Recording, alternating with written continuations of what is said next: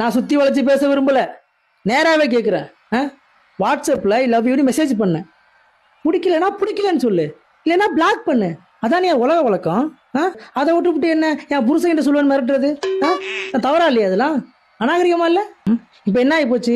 உனக்கு கல்யாணம் ஆயிடுச்சு, 2 குழந்தை இருக்கு. அதனால என்ன, என் கூட வந்துரு, நான் பாத்துக்க மாட்டேனா? அது என் பொண்டாட்டில.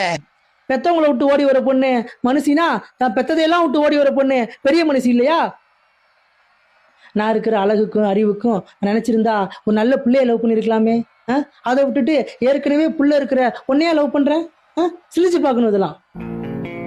ஆனா இதெல்லாம் ஒரு பக்கம் இருக்கட்டும், ஒரு மனுஷன் நிம்மதியா போன் பேச முடியுதா? நான் எப்போ போன் பண்ணாலும் ஒரு பக்கம் குழந்தை கத்துது, இன்னொரு பக்கம் புருஷன் கத்துறான்.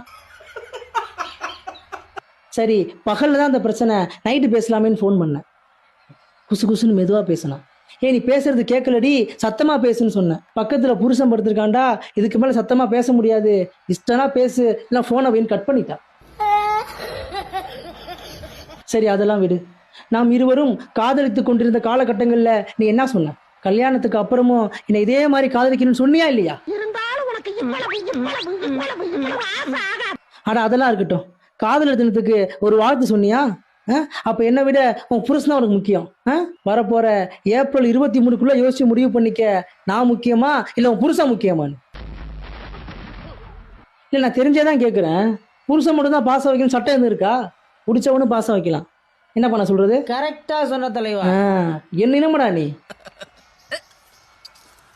எதிர்கட்சி தலைவர் ஒருத்தர் பேசுறாரு, நாங்களாம் அந்த காலத்துல அப்பா அம்மாவுக்கு தெரியாம காதலிச்சோம், ரொம்ப கஷ்டப்பட்டோம். ஏன்டா நான் கேக்குறேன், அப்பா அம்மாவுக்கு தெரியாம காதலிச்சதே இவ்வளவு பெருமையா பேசுறியே, ஒரு நாள் பொண்டாட்டி பிள்ளைக்கு தெரியாம காதலிச்சுப்பார், எங்க வலியும் வேதனையும் உனக்கு புரியும்.